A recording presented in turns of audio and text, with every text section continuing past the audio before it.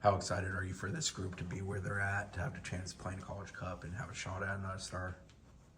It's the goal every year, right, to get back and to give yourselves the opportunity to do it. So trying to turn the relief, because a lot of times when you get results like this, you're just relieved, right? So trying to turn the relief into excitement and joy, but also right now it's just focus, right? It's all eyes on TCU and preparing and excited to have this opportunity. What did you take from what you've seen of TCU, especially in their last match? I know they got peppered with shots, but obviously they came out victor. Yeah, I think they've won 18 games this year, right? And even though, right, they gave away some chances in this game and against Carolina as well, they found a way. And so they've got the belief thing going big time, right? They were eliminated similar to us early in their conference tournament, which might have been great for them from a rest standpoint.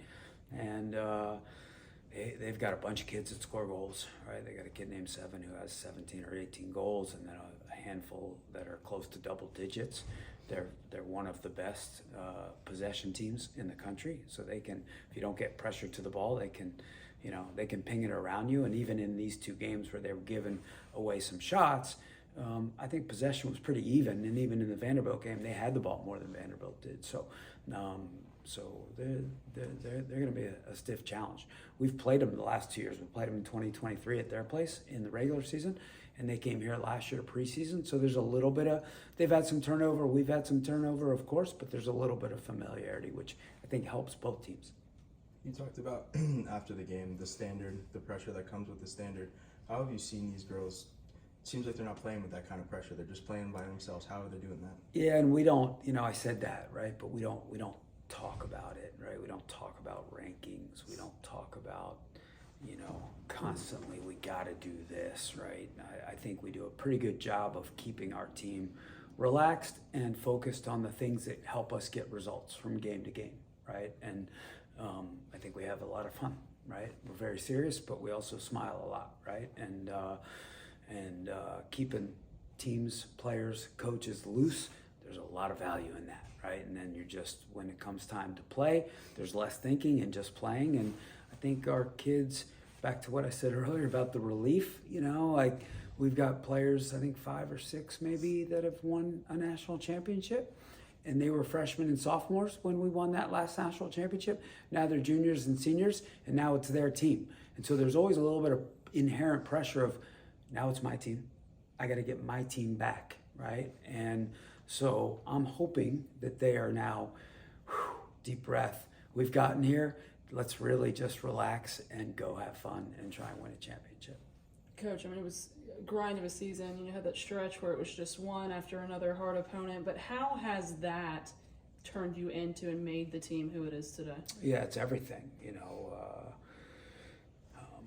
go through hardships, you get tested, and sometimes teams fall apart and crumble. Sometimes they stay together and get better, right? I think we were, I looked at it the other day. I think at one point we might have been 8-2-3, something like that, where we had won like 60% of our games, right? Which that's not great, right? You got a tough feeling. Even when you get a draw, you don't feel good, right? And so there was a lot of meh feelings, right? And I think now in our last maybe 6, 7, 8 games, we're like 6-0-2, something like that. And so we got a little mojo going on that we didn't have. And we were looking inside of ourselves. And it's funny, my wife said to me the other day that she's got a group text with our 3 kids without me. They deleted me from this group text. And they were worried all season, and they were shocked because I kept saying, we're okay, we're okay. And I was surprised to hear that, because even in those tough losses, right, the Notre Dame game, the Stanford game, there was a lot of good in those games, right? We just had some mistakes. And we felt like we believed that if we cleaned up these mistakes, we would be so much better off for those, issues and results, that we could be here right now. And so I felt that deeply. I think our team felt that deeply, right? Far more importantly than what I felt. The players have to feel it, and I think they did, and here we are. Making the move to Kate full time, what did that do for this bunch, and how difficult was that a move to make at that point in the season? Yeah, incredibly difficult. Addie's a massive part of this team. She continues to be a massive leader within this team. She's usually the last player to speak up, even our pregame huddles now, right? And we know, and I've talked to her about it, we know she's dying inside, right? This kills her.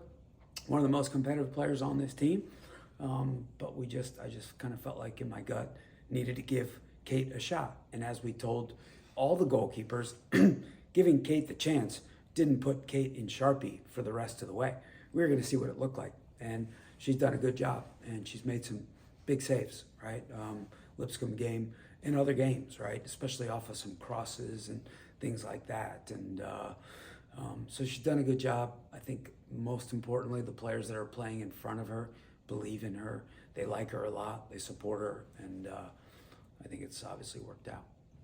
You said we're okay during those tough times, but the players, you said you wanted them to know we're okay. Did they? Was that mindset good, that leadership good? Yeah, such a great question.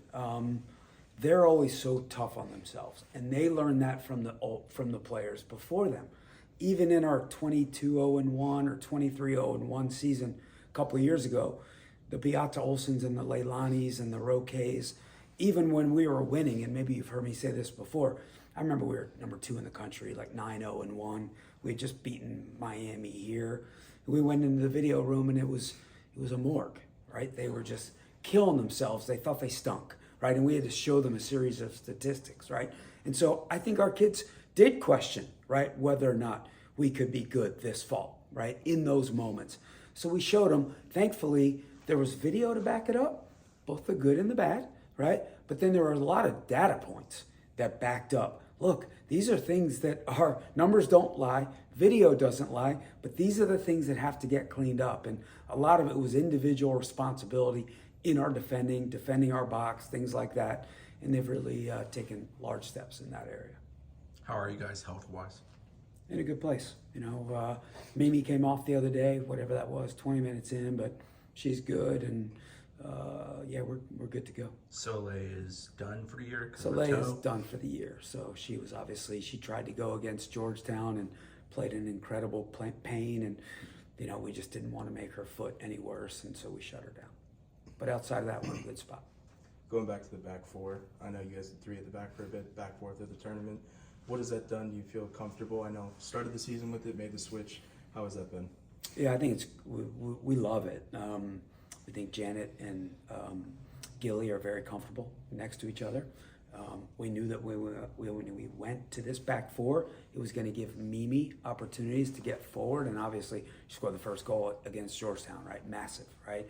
She's so good in the attack, you know. Even look in the Cal game, right? We're in the 3-5-2, but she switched with Soph real quickly and had the assist on the first goal to Ree.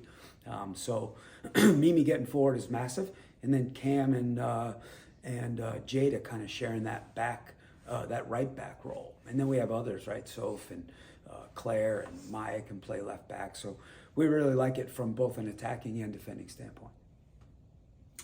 So, Coach, Teray missed a lot of the season with her national team duties, but when she came back, you kind of inserted her almost immediately back into the starting lineup, or in the starting lineup. What did you want from her? Why did you think that she'd be a good fit, and what have you seen from going forward after you've done that? Yeah, when she got back, I brought her in and said, look, this was a fall, even though we've had kids go to a World Cup before, they kind of went away in one fell swoop, right? Hers was a little awkward, right? First 5 days of preseason, she's in Mexico. Then she comes to Tallahassee. Then she goes to Spain. Then she comes back to Tallahassee.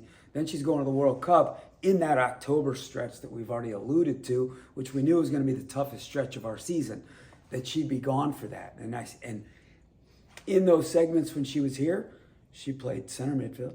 She played up top. She played center back. She played left back. That's probably the worst coaching job in the history of America, okay? So I said to her when I brought her in, I said, look, we were just kind of throwing you in different spots as needed because we were still putting together the team for the stretch of October. I said, now it's over. You're here. You're back. We got to get you going. We got to get you going. You can help us. You're here. And I took total responsibility for, you know, the month of August and the month of September. I said, now you got to get going. You got to be confident. You got to be mature. You got to be responsible. And we brought her, I think the first game she played was that Virginia game in the ACC tournament because she was here for the weight game, but we didn't play her because, she'd just been on a plane.